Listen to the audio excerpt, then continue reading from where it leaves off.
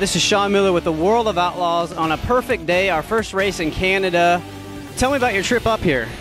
Oh, obviously a little bit of a long one. There's a little bit of extra stuff having to deal with the border crossing, but we've been pretty lucky and not had too many problems, so it was a pretty smooth trip. We came up and crossed late last night and were able to get over here into Quebec, and looking forward to some great nights of racing up here in Canada. What's it like for a race team with a big hauler and all that equipment to come across the border? Well, we've done it quite a few times now that we've been out here for a few years, so this was about our 8th trip across. So we generally have some information supplied to us by the promotions here and the Outlaws both, and that helps us out some, and we're able to kind of fill in some of the spots on our own, make sure all of our paperwork's right, and then basically remember your passport and come across. So we're in an area that doesn't see a whole lot of sprint car racing and doesn't get a whole lot of World of Outlaw racing out here. What kind of environment does that bring for the drivers when you come here to these places that aren't used to the World of Outlaws but once a season? Yeah, it's good to get up to these places. Obviously, this is definitely some of the more unique trips that we have a French-speaking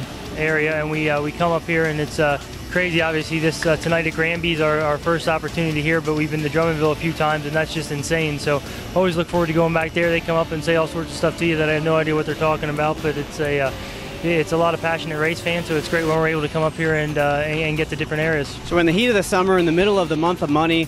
Where's your team at right now? Oh, well, so far so good. I mean, we're here. That's a good start.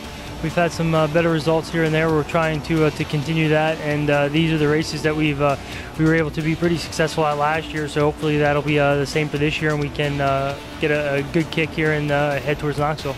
How much momentum can you build out of this 4-race swing over the next 5 days in Canada, heading into Knoxville?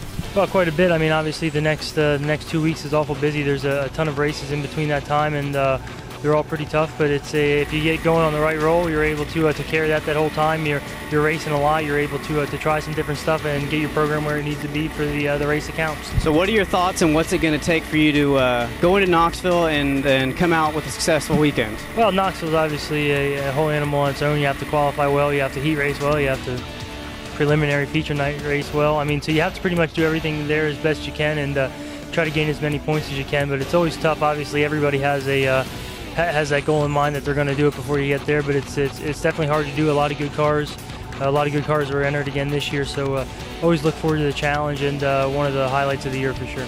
All right, well, best of luck this week up in Canada and at the Knoxville Nationals next week. Thank you.